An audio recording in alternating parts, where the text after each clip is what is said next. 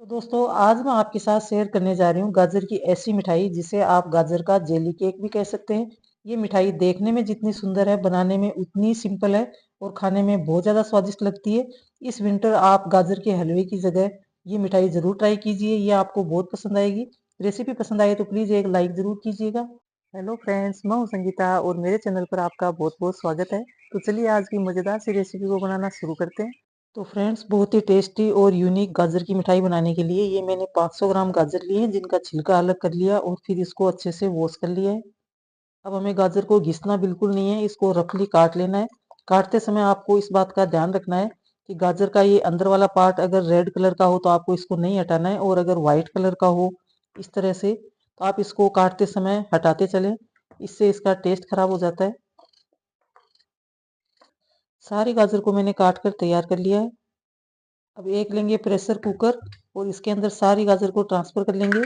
आप चाहें तो इनको कढ़ाई में भी पका सकते हैं, लेकिन कुकर में जल्दी काम हो जाएगा। इसमें डालेंगे 1 गिलास पानी।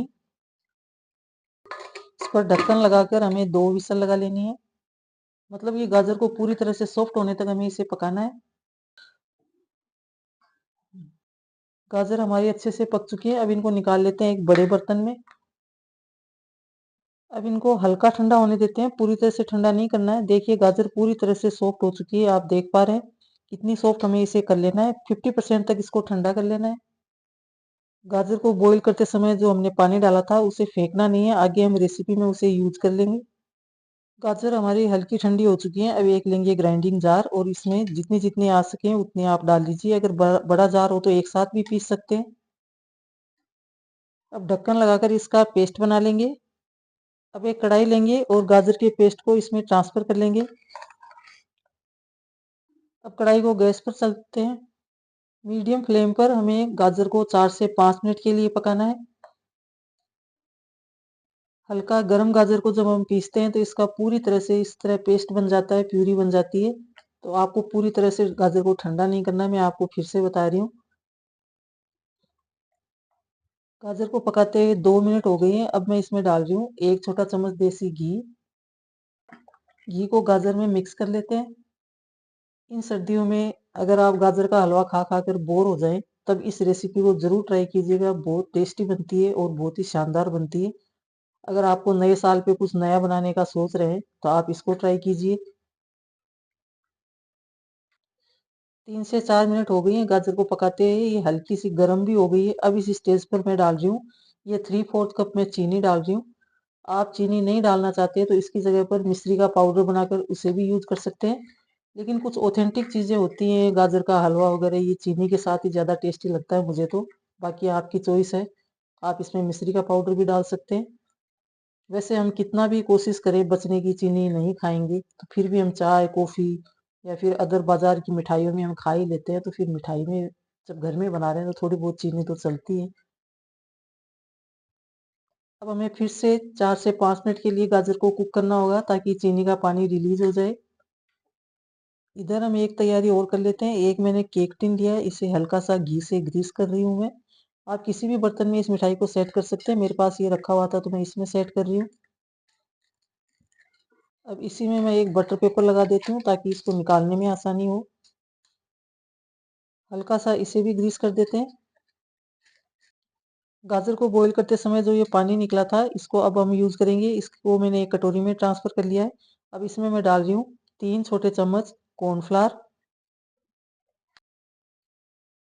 अब इसे पानी में अच्छे से घोल लेंगे, इसमें लम्स नहीं रहने चाहिए।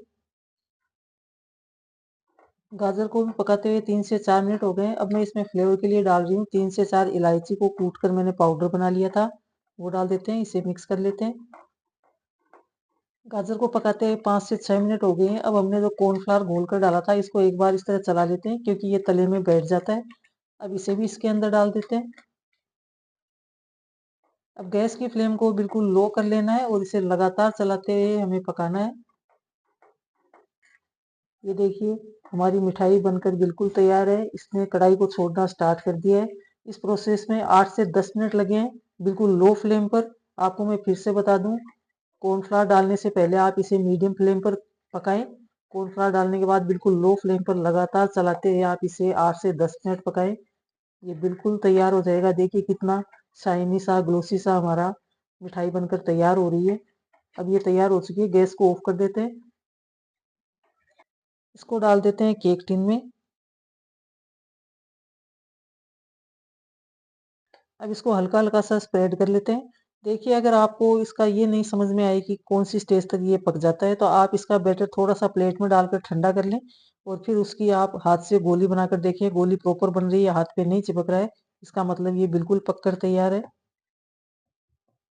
अब इसको 1 घंटे के लिए ठंडा होने के लिए रख देते हैं। आप चाहें तो किचन काउंटर पर ही रख सकते हैं, क्योंकि ठंडी का मौसम है, आसानी से ठंडा हो जाएगा। और जल्दी हो तो थोड़ी देर के लिए फ्रीज में रख दें। 1 घंटे बाद गाजर की मिठाई हमारी बिल्कुल ठंडी हो चुकी है। ये देखिए मैं आपको छूकर दिखाती हूँ। अब इसको आप ऐसे हाथों से छुड़ा लें, बहुत आसानी से ये निकल आती है। ये देखिए किनारे इसके अलग हो रहे हैं। अब इस पर एक प्लेट को उल्टा रख के इसको डिमोल्ड कर लेते हैं। उल्टा करने के बाद इसको इस तरह से टैप टैप कर लेंगे और अब इसे निकाल लेते हैं बाहर। बहुत आसानी से निकल जाती है ये।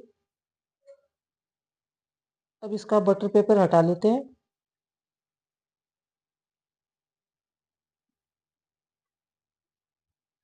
ये देखिए फ्रेंड्स कितनी सुंदर लग रही है। मैं थोड़ा सा इसको नारियल बुरादे से डेकोरेट कर रही हूँ, ये बिल्कुल ऑप्शनल है। देखिए फ्रेंड्स बहुत अच्छी लग रही है। अब हम इसको काट लेते हैं। तो आप अपने मनचाहे आकार में इसको काट सकते हैं और इस नए साल पर आप भी इस तरह का कुछ नया ट्राई कीजिए।